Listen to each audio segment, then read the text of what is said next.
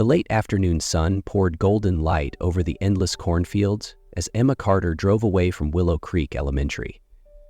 A 32-year-old elementary school teacher, with her hair tied high and eyes full of quiet strength, she was on her usual route home. A small wooden house, tucked 15 minutes outside town. Her old Ford rumbled over the gravel road, but Emma barely noticed. The passenger seat was overflowing with math worksheets, crayon boxes, and half-finished art projects. She'd spend the evening grading them. Yet in this moment, with the amber sky above and soft country music humming from the radio, peace settled over her like a warm blanket. Emma never thought she'd love this place, windy, quiet Nebraska, but 5 years in Willow Creek had taught her something about simplicity and renewal. She had left Chicago with a broken heart and a career in ruins. Now, she was more than just a teacher. She belonged. Just then, at the bend ahead, she spotted an old pickup truck pulled to the side, hood propped open. A lone man stood beside it, hands in his pockets, silently staring into the engine. Emma eased off the gas, her instincts wavering. Emma should have kept driving. Every rural instinct told her it was smarter not to stop for a stranger, especially with nothing but empty fields in every direction. But there was something in the man's posture that made her hesitate. He didn't look like someone putting on an act. He wasn't flagging her down or calling for help. He simply stood there, quiet, focused, defeated in a way that felt honest. From time to time, he leaned over the engine, then ran a hand through his hair and sighed, more weary than angry. Emma slowed. Her eyes flicked to the rearview mirror as she eased to a stop about 30 feet away. One hand stayed on the gear shift as she rolled down the window a few inches and raised her voice to be heard. "Do you need some help?" The man closed the hood and turned toward her, slightly surprised. He walked over, sleeves rolled high, grease smudged on his jeans. His hair was tousled, stubble shadowed his jaw, but his eyes were unexpectedly clear and polite. "Thanks for stopping," he said, voice deep and unfamiliar to the area. "This old truck decided to quit on me at the worst possible moment." Emma gave a small laugh. "They have a knack for that." She stepped out of her car, boots crunching on the gravel. The man moved aside, giving her room to approach. "I'm Jack," he offered, hesitating just enough to make it sound unrehearsed. "Emma." They shook hands. Briefly, both hands smudged with oil, but their eyes held for a second longer than expected. It wasn't attraction. It was something stiller. Recognition. "What have you tried so far?" she asked, leaning in. "Battery seems fine. I thought maybe a loose wire or... Honestly, I'm just guessing." Let me take a look." Emma bent down, bracing one hand against the frame, and took a closer look. In the fading afternoon light, she spotted it. One of the battery cables was nearly detached. A simple issue, but easy to miss if you didn't know engines. "There it is," she murmured, mostly to herself. "This wire's almost completely loose." She pressed the connection back into place and tightened it with a practiced motion. Quick, efficient. Then she glanced back at Jack. "Try starting it now." Jack raised an eyebrow, a little doubtful, but obliged. He climbed into the driver's seat and turned the key. The engine sprang to life immediately, rumbling smoothly as if nothing had ever gone wrong. "You've got to be kidding," he muttered, genuinely astonished. Emma gave a small shrug, the corners of her mouth lifting in a quiet smile. "My dad was a mechanic. He used to say, 'Always check the simplest thing first.'" Jack stepped out and closed the door, standing there for a moment. He didn't speak right away, just looked at her, as if trying to figure out something more about the woman who'd just fixed what he couldn't. They stood in a quiet ease as the light softened around them. "Can I buy you a coffee?" Jack asked, voice low, careful. "As a thank you." Emma hesitated, then gestured to the passenger seat, piled high with math tests and kids' drawings. "I've got a mountain of grading waiting at home." She said it with a smile. Not quite a rejection, but not an invitation either. Jack nodded, understanding. "Another time, maybe." "Maybe," Emma replied, and reached for her door. Emma didn't expect to see Jack again. Men like him, whoever he was, usually passed through towns like this the way wind passed through wheat.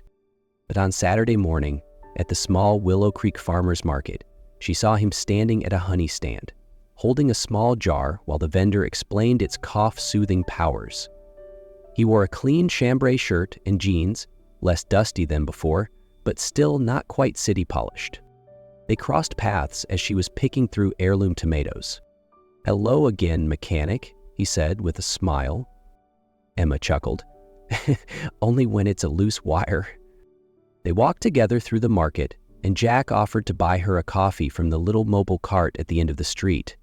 Under the shade of a fiery red maple, they sat on a wooden bench, warm paper cups in hand, steam curling into the crisp post-rain air.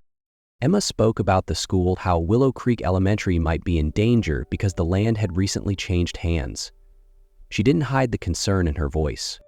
Jack stayed quiet for a while. He asked her about her students, about what teaching out here felt like compared to the city. He made no promises, just listened, sometimes nodding. "Sounds like that school means a lot to you," he said at last. "It's my whole world." There was no need to explain further. In the hush between words, with the scent of coffee and rustling leaves around them, something in Jack's expression softened. As if just then he began to see things a little differently. That evening, Jack sat alone in the small room at Mitchell's Inn. The warm glow of the bedside lamp reflected off a steaming cup of tea. On the desk sat a map of the town, site plans, and a neatly clipped folder. Organized, precise, the way things were in the world where everything had its place. Jack Brennan, the man Emma knew simply as Jack, was in fact the CEO of Brennan AgriCorp, one of the Midwest's largest agricultural companies. 3 months earlier, his firm had quietly acquired hundreds of acres in Willow Creek, including the parcel where the elementary school stood. He hadn't come here because his truck broke down. He'd come to verify what blueprints couldn't show, that demolishing the school was a necessary step in the expansion of a new processing plant. But now, after a morning sitting next to Emma, hearing her speak about the children and values no balance sheet could capture, everything felt tangled. Jack glanced at the old photo hanging on the wall, a sunset over a cornfield, eerily similar to the one he'd passed driving to the school, and he realized some things couldn't be measured in profit margins. He just didn't yet know what that meant, or what he'd be willing to give up to preserve whatever had quietly begun to take root. The next morning, Jack showed up at the gate of Willow Creek Elementary with a simple excuse. "I think I might have left something in my truck yesterday." Emma looked at him, surprised, but didn't ask questions. She smiled, nodded, and welcomed him through the gate. It was mid-morning, and the children were learning outdoors beneath a giant maple. A few used acorn caps to solve math problems, others colored pictures of rolling farmlands. Laughter and soft voices drifted through the yard like a gentle song. Jack stayed at a distance, quietly observing. He watched Emma sit on a low wooden stool, reading a story aloud to a small group. Her voice was steady and warm, her hands slowly turning the book so every child could see the pictures. There wasn't a screen in sight, just paper, crayons, smiles, and eyes wide with wonder. A boy turned around, spotted Jack, and whispered to a friend. Soon, curious glances darted his way. A blonde girl with a high ponytail broke away from the group and ran toward him. "Are you the guy Miss Emma fixed the car for?" Jack chuckled, nodding slightly. "I guess I am." Emma smiled, but said nothing. In that moment, Jack saw it clearly. This school wasn't just an old building. It was a living world, a place no blueprint could capture, and no plan should erase. After the class ended, Emma invited Jack inside for some tea. The room was simple but warm, filled with children's drawings and bathed in soft light from the large windows. "You ask me why I'm here," she said, handing him a mug. "I used to teach at a fairly prestigious private school in Chicago." Jack looked at her, waiting. 6 years ago, I got engaged to a colleague. He was caught embezzling from the school's foundation. And to save himself, he dragged me into it. I was cleared, but my name still made the papers." She paused, eyes avoiding his. "People looked at me like I'd done something terrible. Even without charges, suspicion closed every door." Jack nodded slowly, saying nothing. "Then I saw a job posting in Willow Creek. No one wanted it, but I did. I needed to disappear." She smiled, for the first time during her story. "Disappear and somehow find myself again?" Jack didn't respond, but inside he understood. Emma wasn't just a teacher. She was a survivor, someone who'd rebuilt her life from wreckage. And maybe, just maybe, that was something he'd never found the courage to do. On Monday morning, the schoolyard was livelier than usual. Students arrived early for Outdoor Learning Week, and teachers busied themselves with sign-up sheets and lesson plans. Emma was reviewing the day's schedule when a sleek black SUV pulled up outside the gate. 3 people stepped out, 2 men, 1 woman, all in suits carrying blueprints and a stack of documents. "We are looking for Mr. Jack Brennan," the woman said, scanning the yard. Emma looked up. Jack was by the back fence, chatting with a group of students. One of the men waved and called out loudly, "Mr. Brennan, over here!" Emma turned, her eyes locking with his. Jack froze for just a second, but it was enough. "Jack? Brennan?" He approached, no longer hiding. "Emma, let me explain." She stepped back, voice low but steady. "No need. It's clear now." A heavy silence fell. Behind them, children continued to laugh and run, unaware that someone's heart had just quietly broken. Emma turned and walked swiftly toward her classroom. She didn't cry, but inside, something hollowed out, as if the ground beneath her had been pulled away.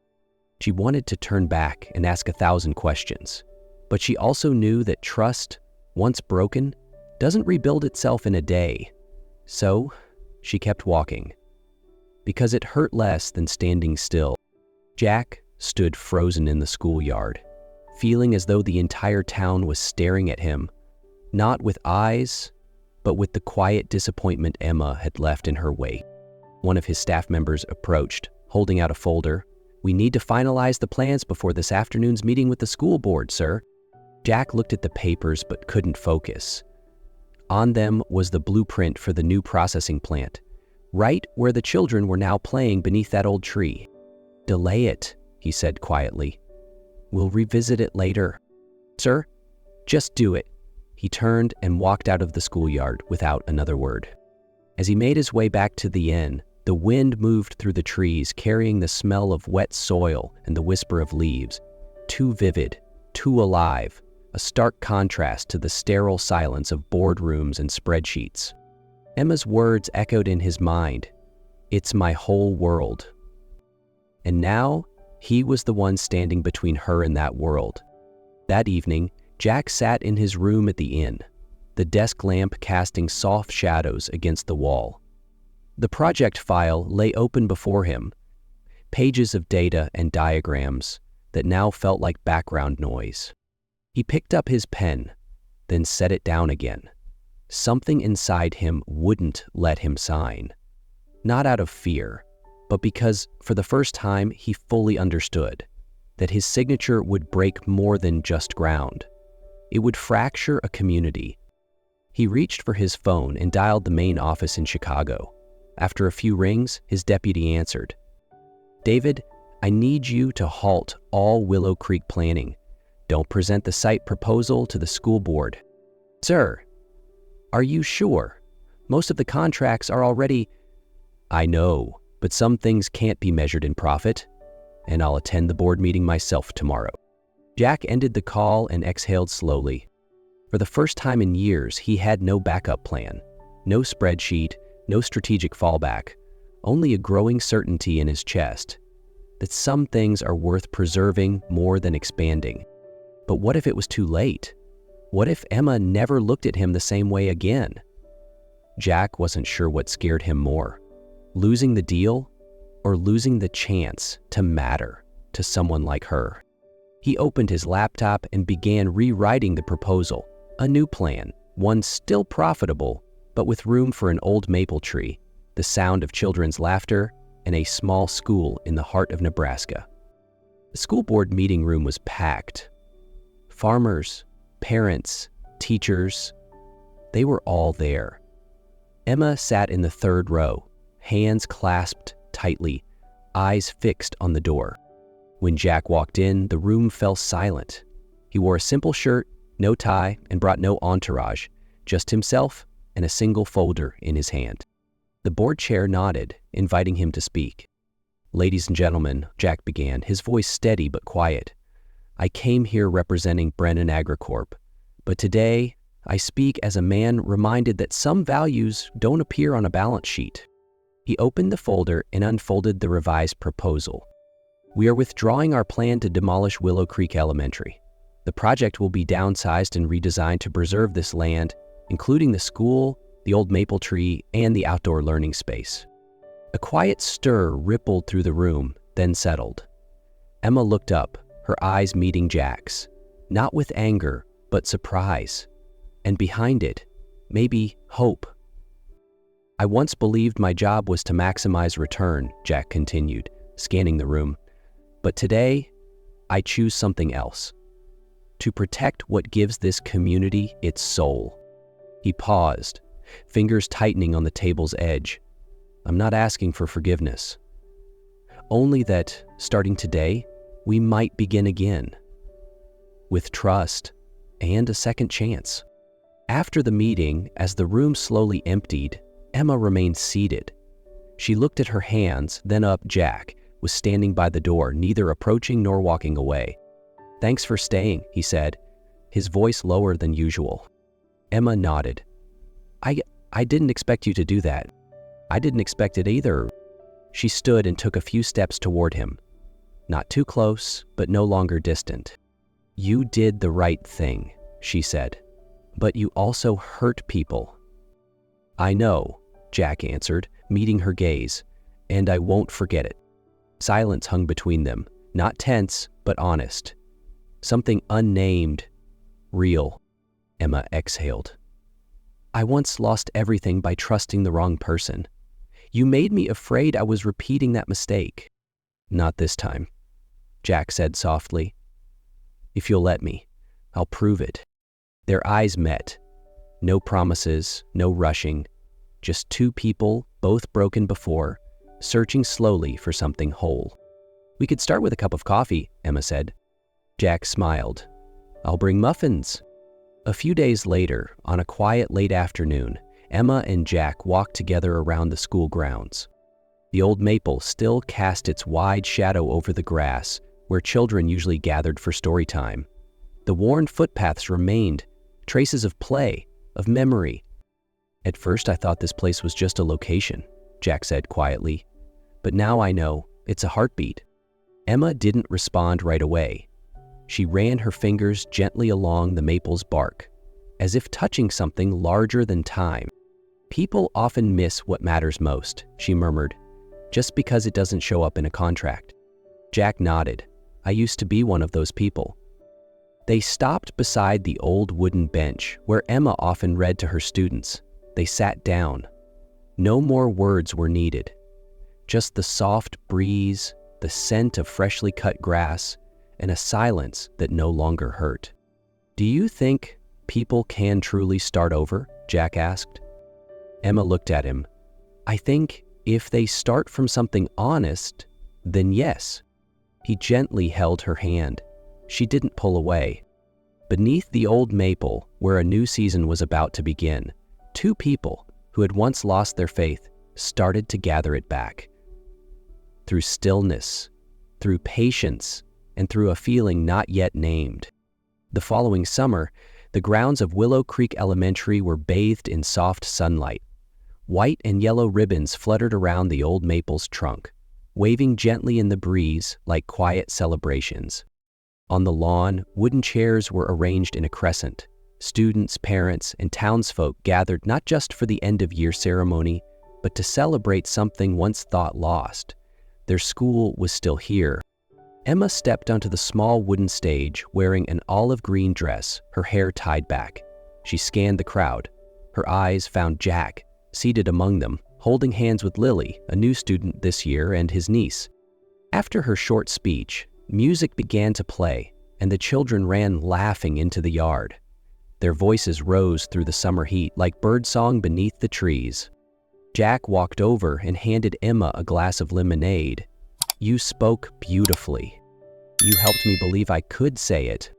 They sat on the old wooden bench, weathered, familiar. "How's the plant project?" Emma asked. "Phase 1 just wrapped," Jack said. "Much smaller, but enough. And kids still have their tree." He nodded. "That's the most important part." They didn't need to say more. The afternoon light settled around them, soft and steady, like a closing chapter they hadn't planned, but somehow always needed. Emma leaned her head lightly on his shoulder, not out of romance, but out of something deeper: acceptance. And for the first time, neither was running from their past. They were simply walking forward together.